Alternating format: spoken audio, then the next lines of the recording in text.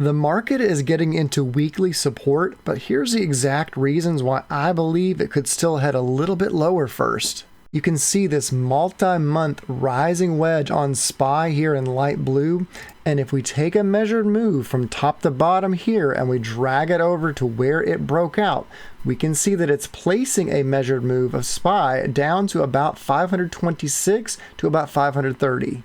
Which lines up perfectly with a very key support level right here.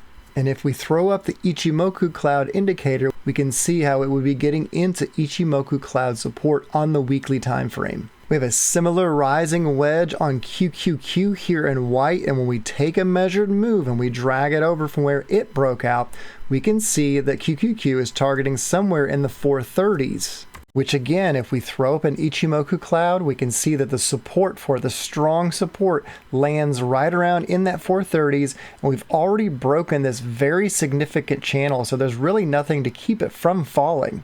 I know there's a lot going on the chart for NVIDIA, but as I've shared before, if we treat this right here as a rising wedge pattern that's going all the way back to 2021, and this resistance line going all the way back to 2018, a measured move from here to here, when we drag it from here to here, and this is contracting because this is on log scale, we can see that when we move the pattern target to where we recently topped out, it is targeting an NVIDIA of roughly about 100 even, which is obviously a very key psychological level. But one thing we absolutely cannot ignore is this is on the weekly time frame. When we look at the RSI, we have this bullish falling wedge pattern, and if this breaks out, it indicates that strength on NVIDIA could break out aggressively and try to retest previous highs. Microsoft has a similar rising wedge, and if we take a measured move and drag it over to where it topped out, it's targeting a Microsoft price of about 350, which is a very key level.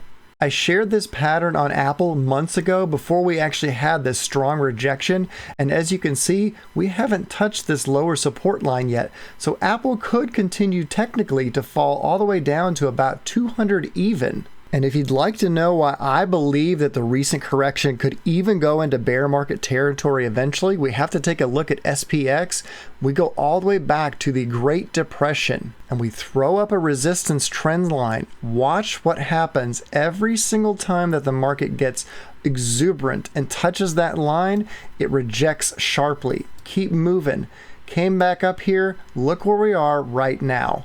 It's not just a coincidence that we consolidated around this line for multiple weeks and then finally rejected and started selling off. And many are blaming this entire market crash all on Trump, but technically speaking, this was long overdue and the technicals preceded the headlines.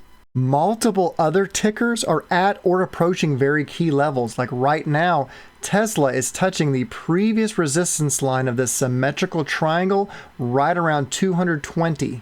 Meta is approaching the previous resistance line of this ascending triangle as well, right around 580. Google is currently hovering right at this key ascending bullish support line, and if it could push back up, this could act as strong support. To say that the market is at least due for a shorter term bounce is an understatement, but when we look at multiple charts right now, they've broken through very key supports like 565 on SPY, so this could bounce up, and if this rejects off of it, it could continue further down. But as I keep reiterating, this multi-month descending triangle pattern here that goes all the way back to August 5th of 2024 is still indicating that the VIX could head to above 60 at some point. And CPI is certainly going to be a key catalyst for either direction tomorrow.